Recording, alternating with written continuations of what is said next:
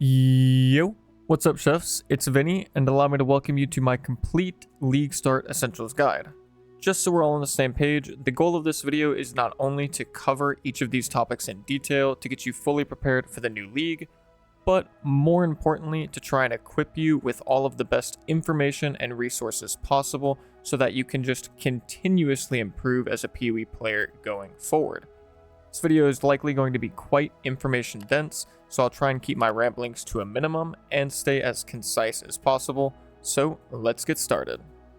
So, starting off with an easy one first, loot filters. What does a loot filter do?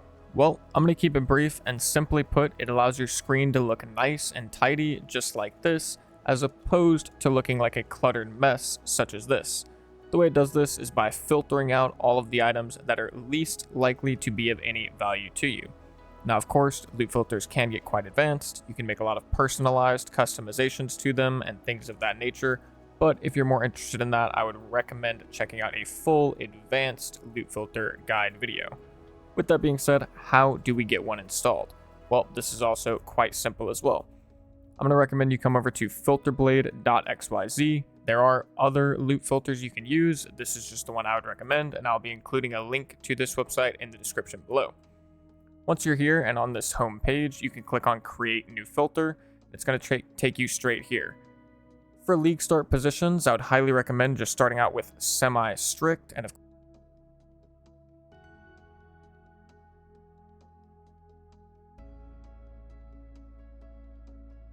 course, if you hover over each of these, you can get a brief description of what you can expect right below it. But for all intensive purposes, you can use semi-strict for the vast majority of the game. And what I personally do is I go semi-strict for the entire campaign. Once I move into maps right around like tier 5 or above, I'll go to strict. And then once I'm strictly on T15 plus maps, I will just move it all the way over to uber strict. Now, of course, like I said, make sure you read through these and you can make a decision here based on which one you want to use, depending on where you are at in the game. With all that out of the way though, once you have everything set up for your filter, all you have to do from that point is come over to export to PoE. You can give it a quick name. I'll do Vini test for this, little test here. And then after that, you can hit sync or download. And then I would recommend hitting save and sync. This is going to save it to your PoE2 profile on the website, like the official PoE2 website. This allows you to not have to do any like messing with files or folders or anything like that. You can simply just hit save and sync. Once it finishes uploading, you can come back into the game, open up your little thing, and you'll see here it is, Vini test. Now, if I choose that, hit the refresh button, now that new filter is the one that is active. Similarly to a loot filter, up next is another thing that I cannot live without, nor can I recommend it enough, and that is a price checker. This is also probably the number one question I've been asked since I've started to create content for PoE on YouTube, and that is, what is the program you're using to check the price of your items? This is sometimes followed up with, is it bannable or is it against the rules? Well, to be clear, the program I'm using is called Sidekick. I'll be including a link down in the description below that'll take you to their website, show you how to get it installed and up and running, and it's very simple. It's pretty much good to go out the box. Also, no, it is not bannable. GGG is completely okay with these types of programs.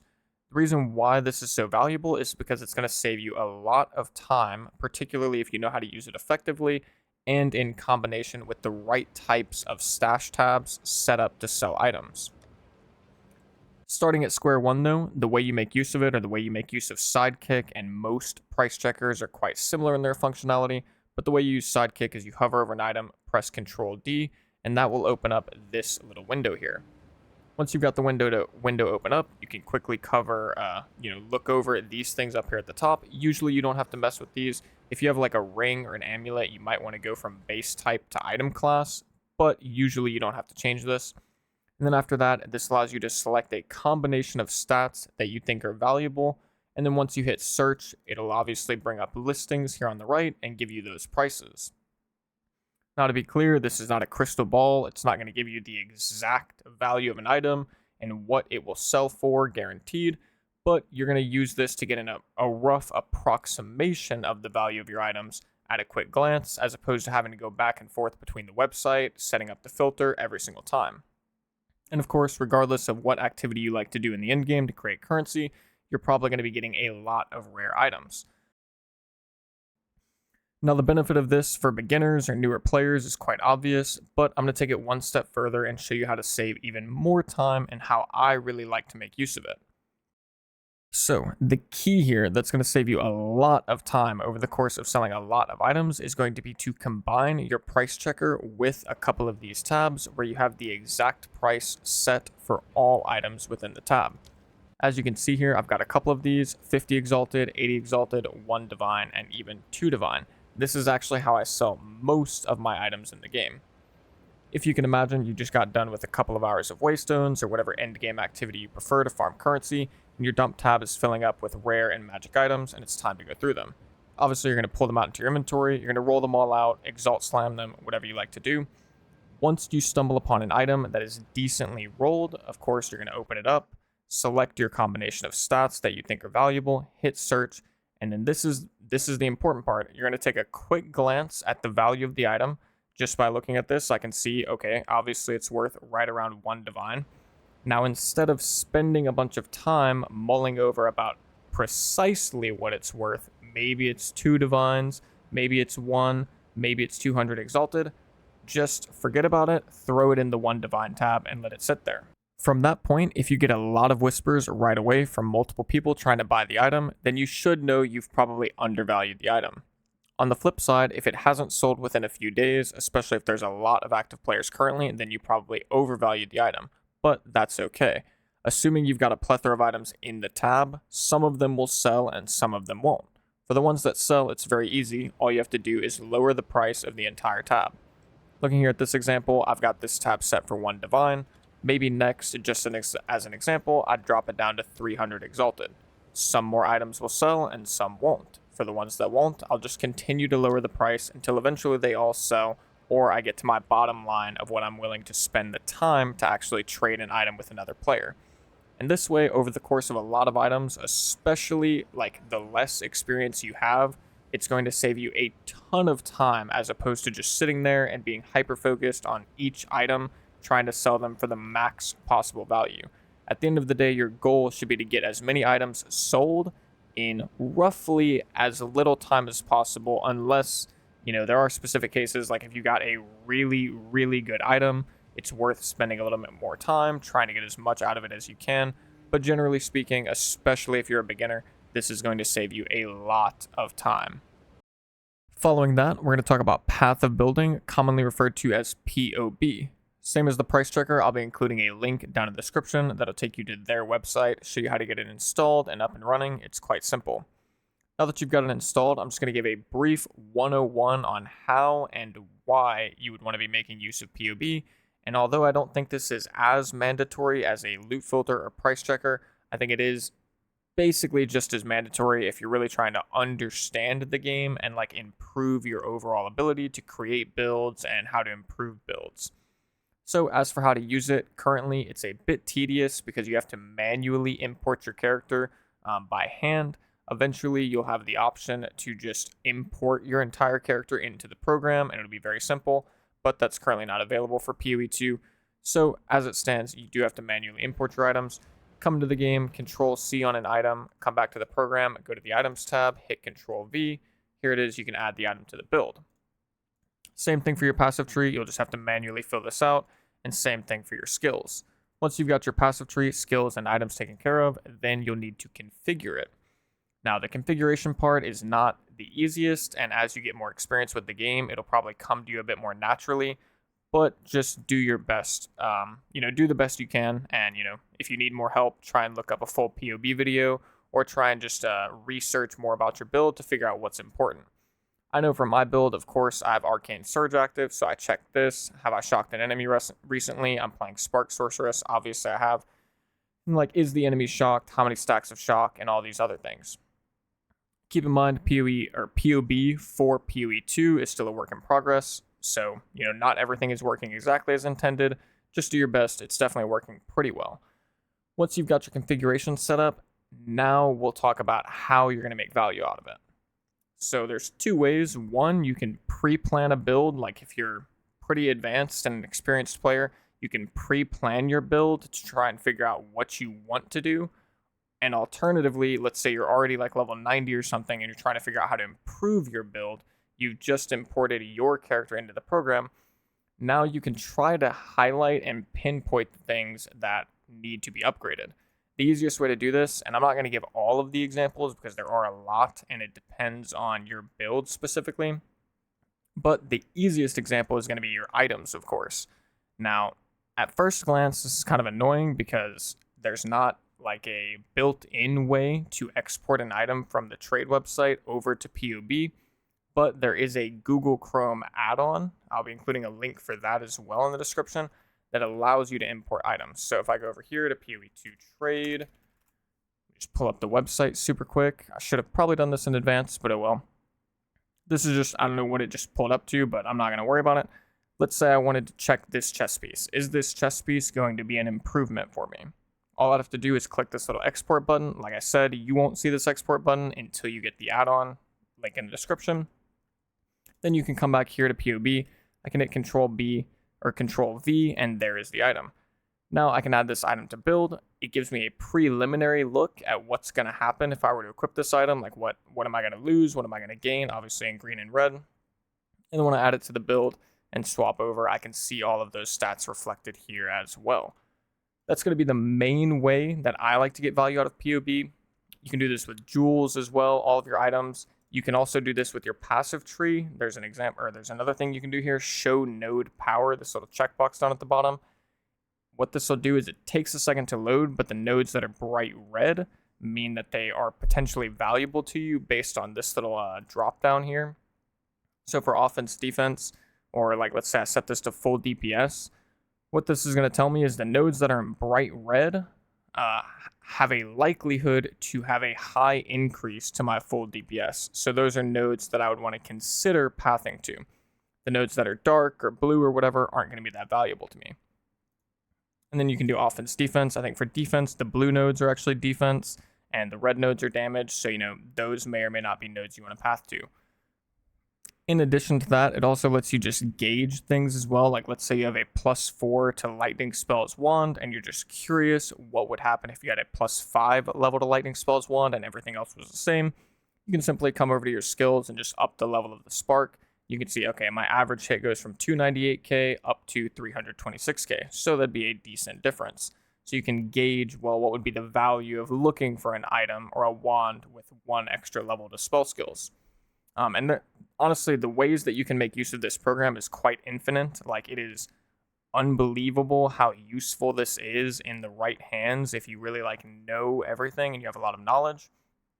And the more of a beginner you are, the less valuable it will be, but it is still very, very important to start getting a feel for this and getting better at it. Just like a specific example for my build for Spark Stormweaver, this is something that I've talked to a lot of people about recently. But one of the things that makes this build kind of work is having a high chance to shock.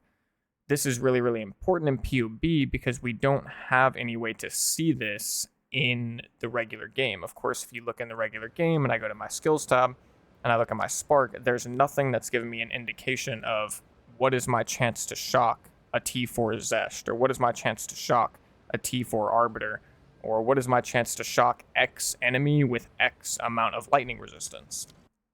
Well, thankfully, POB does these calculations for you in the background and then just presents you with the result. So it's very, very, very helpful for things like that you literally can't even see in the game. And, you don't want to have to take the time to just do, hours worth of napkin math in your head and just hope that you're coming out with the right conclusion. Up next, I'm going to be going over some of the best online resources that you should definitely be making use of. And now, of course, the options here are quite infinite and everybody's entitled to their own opinion about which resource they like more or less than the other ones. But I'm going to be giving you the ones that I use the most and that I think I probably couldn't live without. So let's start off with the big hitter, and that is going to be Maxroll, of course. I'm not going to spend a lot of time on each of these individually because we do have a few of them, so we're going to try and blast through them. Maxroll, if you're not familiar, this is the place to go for build guides, but really more than that, it's got probably everything you can think of for PoE, not even just PoE, but other games as well. Just an example, One other website or one other page it has that is very useful is the permanent bonuses page for PoE 2. This is going to show you all of the places that you can get your permanent stats during the campaign. Highly recommended this to people. I've had so many people come to me and say, how do you get all your spirit? I've only got 70 without my chest piece on, and that's because they don't know that you get extra spirit from Act 3 Cruel. So this is just an example. Up next is going to be POE Ninja, specifically the one that's now created for PoE 2, and this is going to be another place that's really good if you're trying to improve your build or you're looking at potential future builds that you might want to play. In comparison to Maxroll, I will say that this is definitely more advanced than Maxroll. Like if you're anything remotely close to a beginner, especially if you're starting a character from level 1, highly recommend you just stick to Maxroll for the time being. As you get more advanced and more comfortable with the game, you can move over to using PoE Ninja every once in a while to try and get some more detailed information. The way you're going to make use of this is obviously come to the website. You can come down to the build section, and then you'll see a breakdown of the popularity of the individual ascendancies for each of the different leagues, standard, SSF, so on and so forth. Take it a step further, you can go into standard, see all builds. You have a couple of drop downs here that you want to configure if you need to. But ultimately, this is going to show you not only for the breakdown of ascendancies, but also how popular certain items are. Evidently, 86% of players between level 82 and level 100 are using Ingenuity. I wonder if Ingenuity is going to get nerfed. Who knows?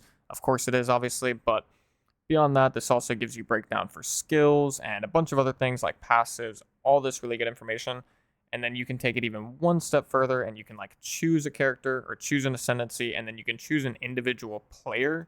You can actually see specifically what they're using.